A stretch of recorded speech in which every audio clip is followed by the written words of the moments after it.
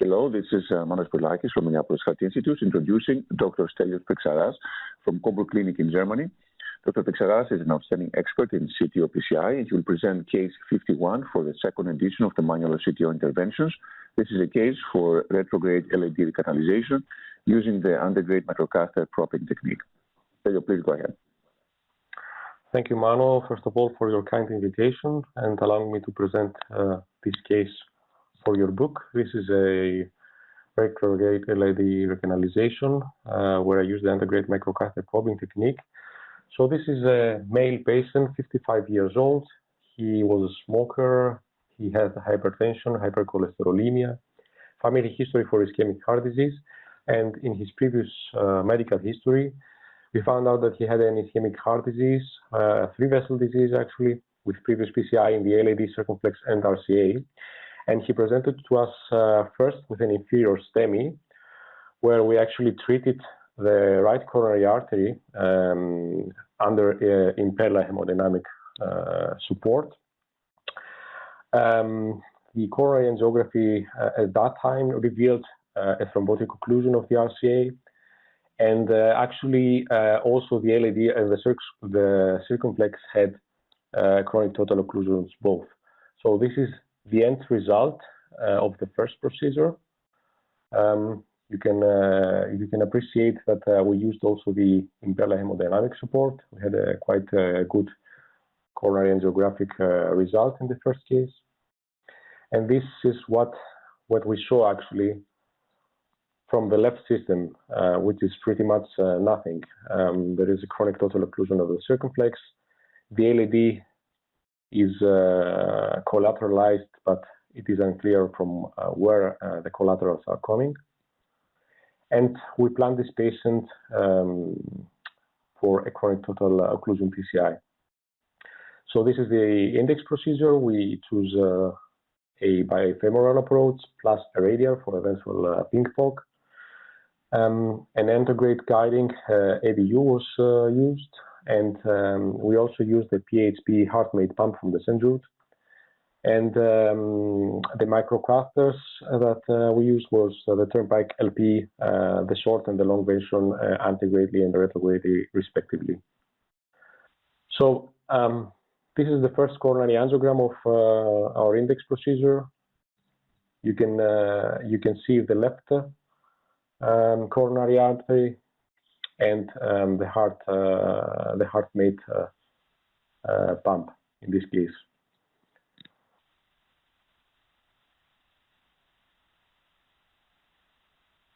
And just to ask, did you put a second guide in for, or they look like ipsilateral collaterals coming from the left, right? So it was just a single guide catheter on the left. So actually, my standard policy is when I plan a wire externalization, always to use a ping-pong catheter. Okay. So you had a radial. So I had a radial that was previously taken. 7 friends with the new Terumo guides slender, and it was just staying there in case I needed to do a ping-pong technique.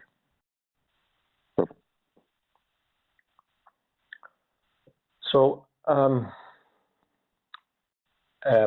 this procedure, the target lesion was the LAD because we performed previously MRI and we saw that the whole posterolateral wall was necrotic. That means that we found a transmural scar of the myocardium in this point. So we thought that the procedure to invest was the recanalization of the LAD.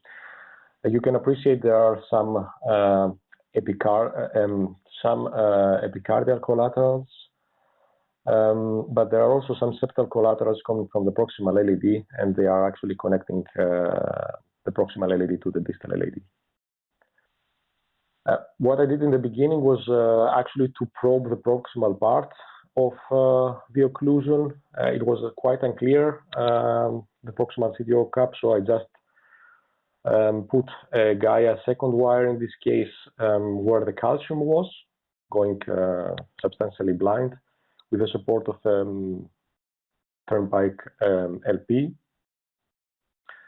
and I began the navigation antegradely. Well, as expected, this antegrade navigation was unsuccessful. I arrived with a guide wire somewhere in the proximal subintimal space of the LAD, and this is advancing a little bit. The microcatheter have a little bit of more support, but you can clearly see that the distal tip of the wire is clearly subintimal from several projections.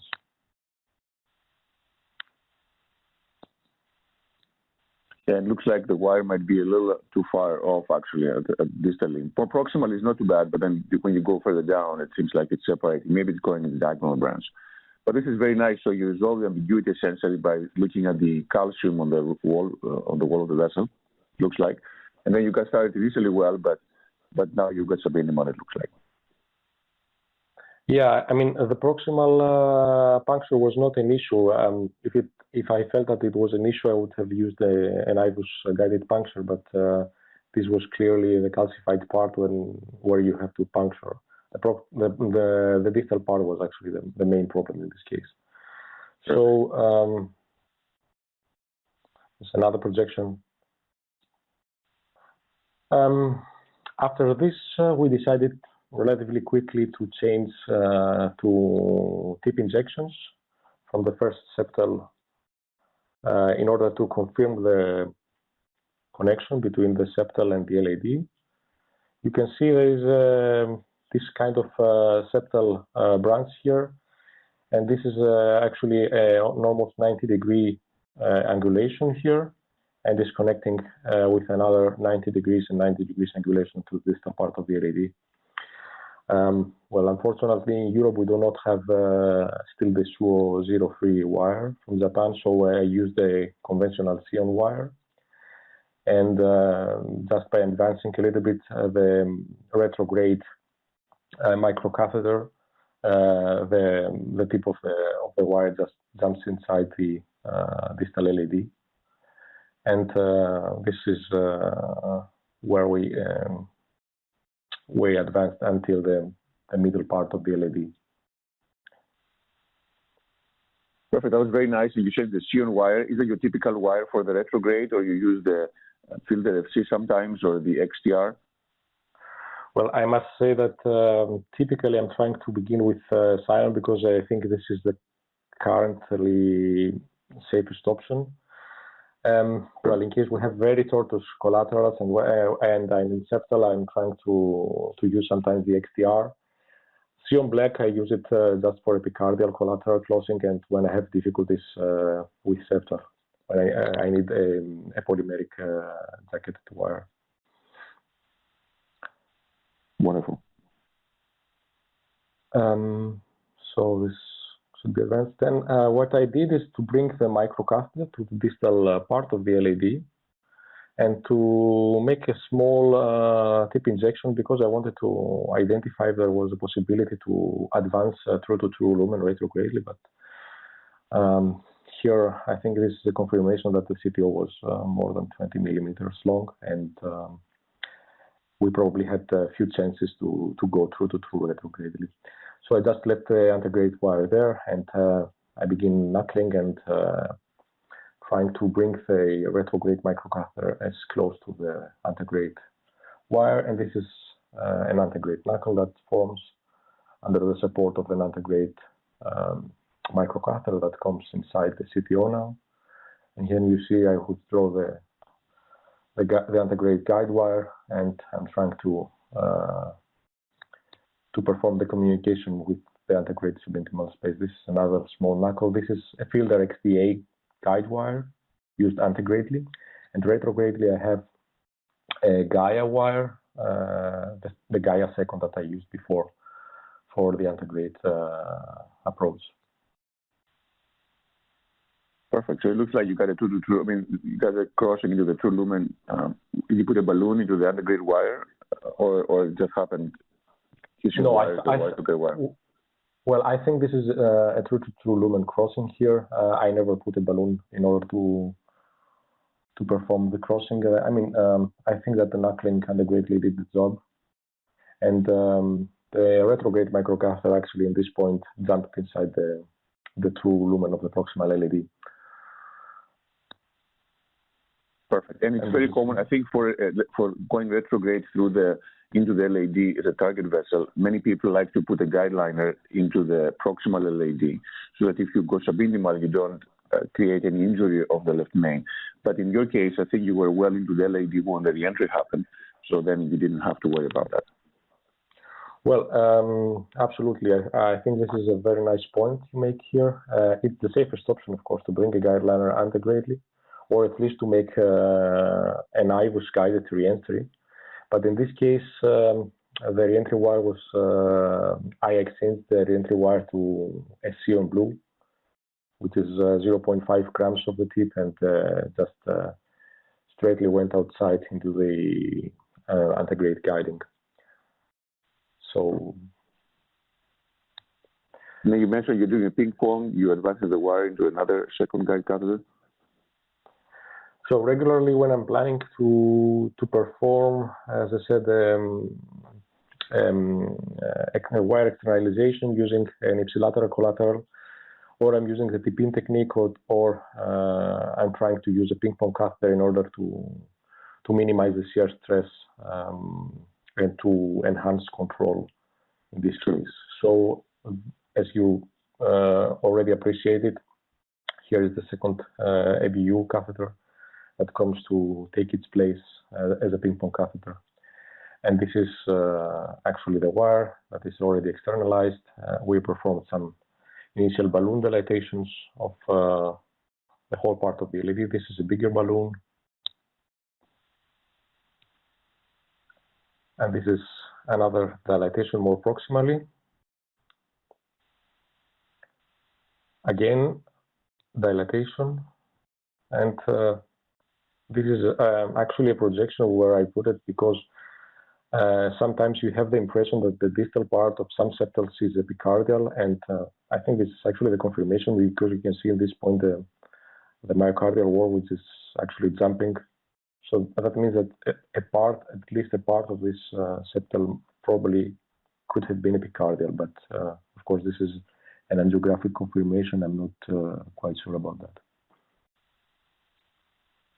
Yeah, no, you're right. And actually, initially I thought it was a very distal collateral, but look here, it looks like it's entering a little more proximal part of the LAD. So I think it's, as you say, you never know. Sometimes you may be into epicardial, but as long as you cover it with a microcatheter and be careful with the tension, as you did with the ping-pong guide, that helps prevent any injury there. Absolutely.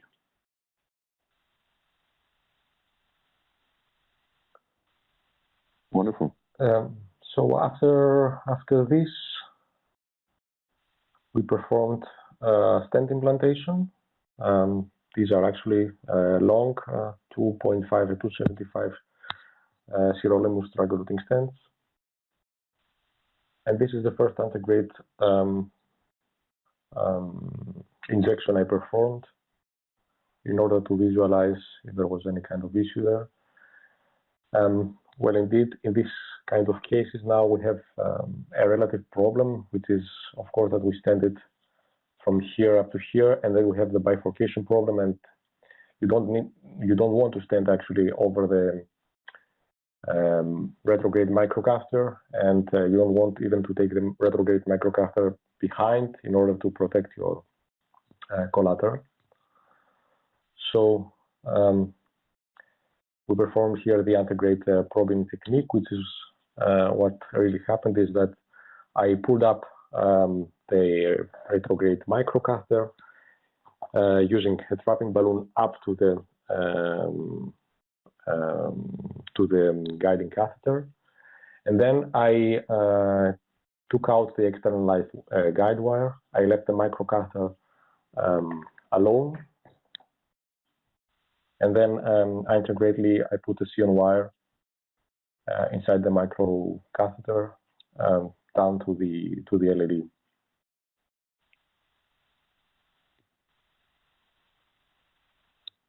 Perfect. That's a very important point, I think, for the people looking at this, that you make sure you don't jam retrograde gear. That can be a fairly dangerous complications. So it's an excellent point. Well, yes, I mean, I think that everything can be done, of course. But the thing is, I really believe that you need to perform this kind of very complicated procedures the safest possible, and to this I take every kind of precaution in this case. So afterwards, it was a conventional PCI procedure. This is an Antegrade, the Antegrade guide wire, and then the stents come over the bifurcation. This is another distal stent, I must say, that was quite a diffusely diseased vessel. So I didn't feel like leaving it like that with a perspective to grow. So I just performed the full drug-eluting stent metal jacket, and this is the final result after implantation of 5 sirolimus eluting stents. Beautiful. That's a very impressive result in a very challenging lesion. So I think it was an amazing case, and I think many lessons that come through the case. I think the first one is the hemodynamic support. Here in the US, we don't yet have the PHP available. Any comments on how it makes you stable? And it provides a lot of flow through a relatively small seat. Any comments how you've used it for CTOs or other complex PCI? So I must say we're not using it systematically. That was used exceptionally just for this case because the patient was, of course, last remaining vessel. He had a very low ejection fraction, less than 30%, and the PHP pump allowed us actually to give 4.5 liters per minute in this patient. Alternatively, we are systematically using for patients with low ejection fraction the Impella 2.5, which is a very nice option also. I must say that the PHP pump uses a 14 French femoral catheter. That means a quite big hole. And then this kind of device you can appreciate here, which is the pump, is expanded and has a diameter of 24 French in this case. So 14 French puncture and 24 French inside the aortic valve. Perfect. And I think we have seen in other cases, when you have a patient with low ejection fraction, especially if you're going retrograde, the risk for hemodynamic collapse is fairly high. And that is why it is important to have a baseline hemodynamic support, which it looks like the patient remains stable throughout the procedure hemodynamically. Definitely. The patient did well through the whole procedure. We didn't have any kind of problems of ischemia, despite the fact that if there is a case that you expect ischemia in this kind of cases. And I must say we have an initial experience of 20 to 30 mechanical hemodynamic support cases, and to none of them we did not actually observe ischemia or had any kind of problems. The only concern in this case is, of course, the vascular access, but this has to be individualized for each patient. There are several patients we have already problems with peripheral disease, and these kind of devices are not indicated. Absolutely. So thank you very much for an amazing case. If I can summarize the key points for the viewer. The first one is we have a patient with low ejection fraction and hemodynamic support was helpful for stabilizing. The second one is the proximal cap ambiguity. This was very nice resolved here by using the retrograde approach and the retrograde tackle, enabling successful recanalization. The third one is the use of re-entry from subintimal crossing. Very nicely with a 2-to-2 essentially crossing with the guide wire. In other cases like this, when it's involving the LAD, a guide catheter extension can be useful. The fourth is a very nice use of ipsilateral collaterals. This can provide a nice connection to the distal lumen, but then requires also the T-pin, the dual guide catheters, the ping-pong guide catheter, to be able to minimize the tension on the guide wire and cause any collateral injury. The fifth point is you had essentially a very nice switch between strategies. When the Antegrade did not work, did a phenomenal work switching quickly to a retrograde and not losing too much time in a failing mold. And lastly, the issue of exchanging for an antegrade wire for setting the proximal part of this occlusion, so you didn't have to jail the retrograde gear. So again, phenomenal case. Thank you very much for presenting, and congratulations for an excellent CTO program. Thank you very much, Manos. Thank you very much, and for the honor of committing to this wonderful endeavor of your book. Thank you so much.